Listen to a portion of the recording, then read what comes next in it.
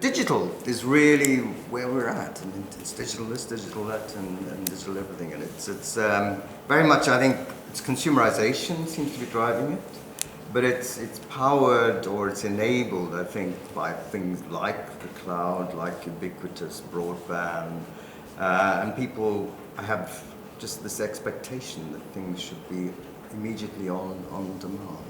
And Carlos, I know that you were very keen to explore just where we are, each of us, in this digital journey and the digital transformation. Mm-hmm. Would you like to say a bit more on that? Yeah, absolutely, because digital is all over. I mean, there's no way you can go to any kind of CIO meeting.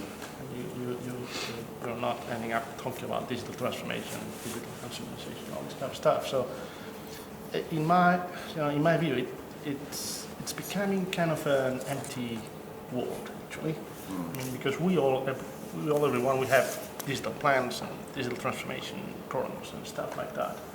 And it ends up like, well, some of the concepts that presumably are innovative concepts. For me, digital is now becoming part of the, let's say, brilliant basics. And this is particularly true in banking. I mean, we are still talking about digital transformation when what we are really meaning is our new normal, our new basics. A mobile app is not yet anymore innovation in banking. Mm-hmm. It's just our new normal. Mm-hmm. So what really means digital transformation in industries where this digital part is now part of the basics? And what's really disruptive and innovative and what's changing the market? Because in my view, this is not just digital stuff. It's how do you use it? It's how do you change the customer experience? Is how do you reshape your organization? That's much more important than digital technology. And this is where the real differences between plans and visions emerge. Right. So Carlos, is digital for you more of a tool to change the business model rather than... Absolutely. I mean, for me, digital is just the new normal. I mean, it's another one tool. And I bet, well, I'm not particularly good at forecasting. But I bet that in yeah, probably. Sorry, couldn't resist. Well, it's 1 day in 10 years, isn't it? Couldn't resist. Yeah, it is. But let's say in a few years, 5, 6, or 10, I don't know, we will not have in banking chief digital officers, because you're going to be digital by nature. So what's the point of having this distinction? Sure. If it has to be part of your nature. I think for me, digital is, I think you're right, it's a bit of a bucket term now, but there are distinct parts of it, if you like, parts of the bucket, which require a somewhat different approach, on all sorts of things, including security. So there's digital in terms of the transformation of the way you sell to customers. So if you take luxury retail, and luxury retail has always had an emphasis on direct contact with the customer, the environment within which you sell to the customer, the physical environment. So there is still a very distinct theme of change within luxury retail, which is about digitalizing, whatever the word is, this sales experience for the customer. And of course, there's been quite a lot of skepticism in the luxury retail industry whether this actually is something the customer wants. However, Burberry, for example, some of the Richemont brands are the proof that customers do want to interact that way. It fits the way they live their lives.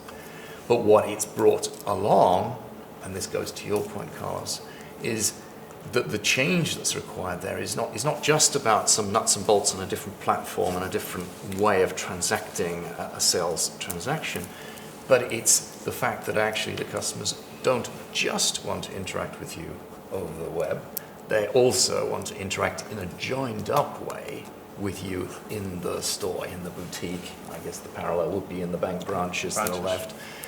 And so, the wash of this digital sales channel transformation into everything else you do is huge. Yeah, I mean, I kind of reinforce that view, and I think it's best articulated with a little anecdote of the conversation that happened when I was offered my job. So the job that I applied for at the Met Office was the role of CIO. and I had a conversation with the interview panel about what it was they actually wanted, because there's only one C-level technology-related role at the Met Office, and this was it. And they happened to have labelled it CIO.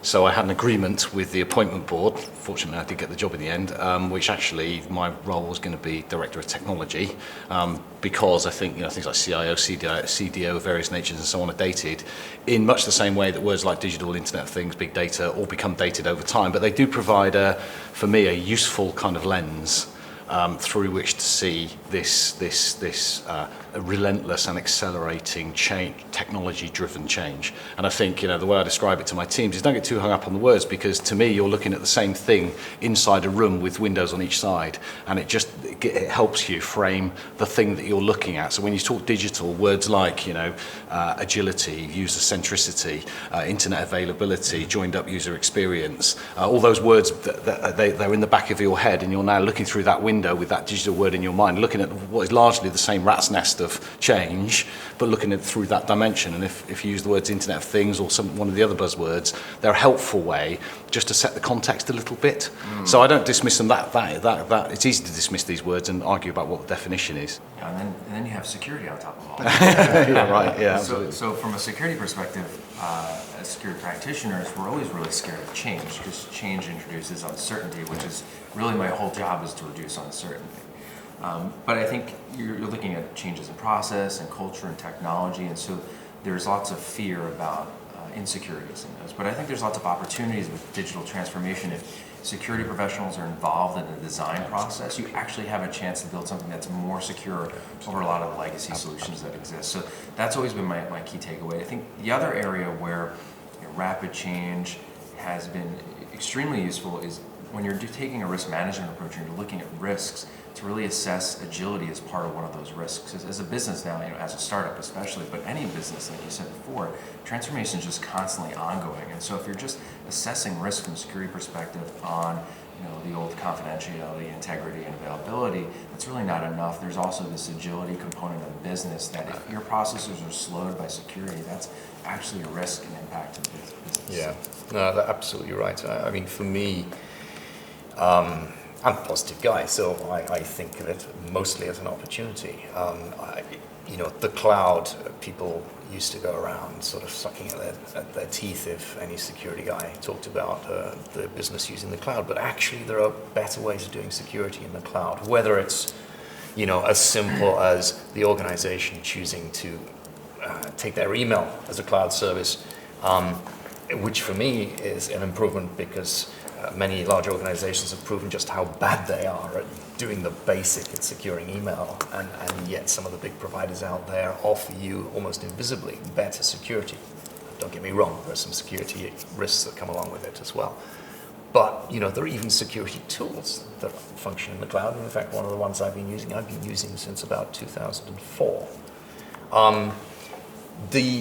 The move off the banks, the move to do business, digital business, outside the traditional network boundary, for me, has some positive aspects.